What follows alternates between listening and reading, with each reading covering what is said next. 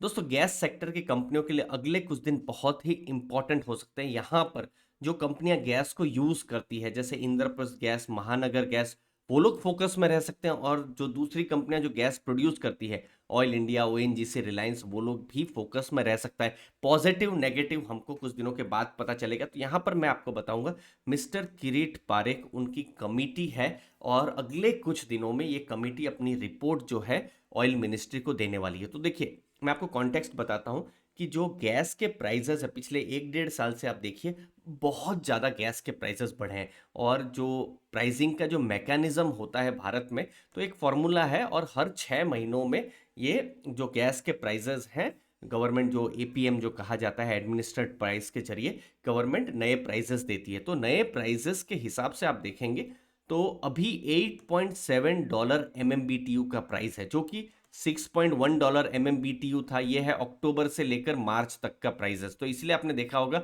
अक्टूबर नवंबर इस समय में भी थोड़े से गैस के प्राइसेस बढ़े हैं और पिछले साल तो और ज़्यादा बढ़े हुए थे। तो ये सीएनजी पीएनजी के जब प्राइसेस बढ़े हैं तो गवर्नमेंट भी कोशिश करेगी कि इतने ज़्यादा प्राइसेस ना बढ़े, नहीं तो क्या होगा, जो एंड कस्टमर है उनके लिए अच्छा नहीं है। दूसरी चीज़ है, डीजल पेट्रोल की गाड़ियां और जो सीएनजी पीएनजी की जो गाड़ियां हैं, सीएनजी की जो गाड़ियां हैं, वहां पर पहले तो आधा का डिफरेंशियल रहता था, लेकिन अब वो भी डिफरेंशियल बहुत कम हो रहा है। दोनों के प्राइसेस यहाँ पर पास आ रहे हैं। तो ये कमिटी जो है, मिस्टर किरीट पारेख की जो कमिटी है, वो गवर्नमेंट ने बैठाई और वो हर जगह से रिकमेंडेशन ले रही है।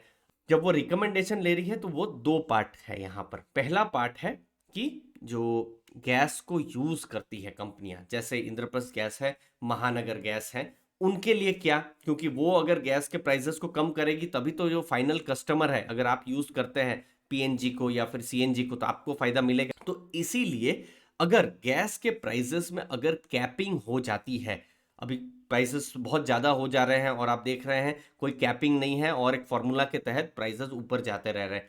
तो कैपिंग अगर हो जाती है तो गैस का प्राइसेस एक लेवल से ऊपर नहीं बढ़ेंगे, तो एक पॉजिटिव हो सकता है। और जो इन कंपनियों के मार्जिन्स ने बहुत ज़्यादा नेगेटिव इम्पैक्ट पड़ा है, तो मार्जिन को लेकर कुछ जो है विजिबिलिटी यहाँ पर आ सकती है। तो वो इंद्रप्रस्थ गैस, महानगर गैस के लिए यहाँ पर पॉजिटिव हो सकता है।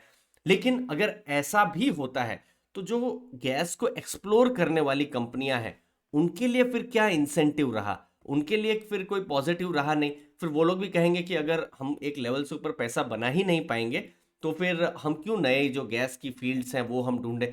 तो कमेटी को फिर उन प्रोड्यूसर्स के बारे में भी देखना है। तो अभी इस मोमेंट पर जो प्रोड्यूसर्स हैं उनको बहुत ज्यादा फायदा है, जो गैस के जो प्रोड्यूसर्स हैं, क्योंकि गैस के प्राइसेस बहुत हाई हो चुके हैं। जैसे भारत में ही आप देखिए, यहाँ पर प्राइस है ऊपर लेवल में भी प्राइसेस ऊपर है, तो प्राइसेस चूंकि ऊपर है, प्रॉफिट मिल रहा है। लेकिन ऐसा भी समय आता है जब गैस के प्राइसेस बहुत नीचे चले जाते हैं। जैसे कोविड जब जस्ट आया ही था तब गैस के प्राइसेस बहुत नीचे थे।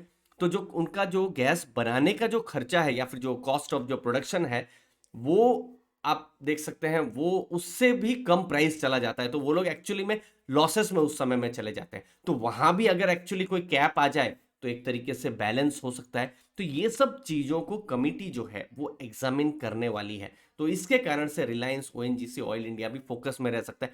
अब कमिटी में क्या आएगा उसके बाद ही नए जो ट्रिगर्स हैं मुझे लगता है आएंगे। कुछ अगर इंसेंटिव्स इनको भी मिले, कुछ इंसेंटिव्स जो कस्टमर्स हैं उनको भी मिले, कस्टमर्स को फिर मतलब कि जो डायरेक्ट इनडायरेक्टली आईजीएल या एमजीएल की तरफ से मिले, तो वो चीज यहाँ पर है। बट मेरा ऐसा पर्सनली मानना है कि कस्टमर्स, जो फाइनल कस्टमर है, उनको यहाँ पर जरूर कुछ ना कुछ फायदा मिलना चाहिए, क्योंकि गवर्नमेंट का खुद का फोकस है कि पेट्रोल डीजल से एटलीस्ट सीएनजी की तरफ जाया जाए। और चूंकि 15% का पूरा देश का प्लान है कि जो गैस है उसका यूजेज हो, पूरे जो यूजेज है वहां पर, तो यहाँ पर मुझे थोड़ा सा ट्रिगर इंद्रप्रस्थ गैस में लग रहा है। और एज ए डिस्क्लोजर मैंने भी यहाँ पर थोड़ी सी अपनी बाइंग, मेरी थी ही ऑलरेडी, यहाँ पर मैंने और थोड़ी अपनी बाइंग यहाँ पर बढ़ाई है, क्योंकि जो फाइनल कस्टमर है उनको जरूर गवर्नमेंट देखेगी। बट मुझे नहीं पता है फाइनल में रिपोर्ट में क्या आ रहा है। हो सकता है रिपोर्ट में उनके लिए भी नेगेटिव आ जाए, इनके लिए पॉजिटिव आ जाए, या दोनों के लिए नेगेटिव या दोनों के लिए पॉजिटिव। तो ये अभी भी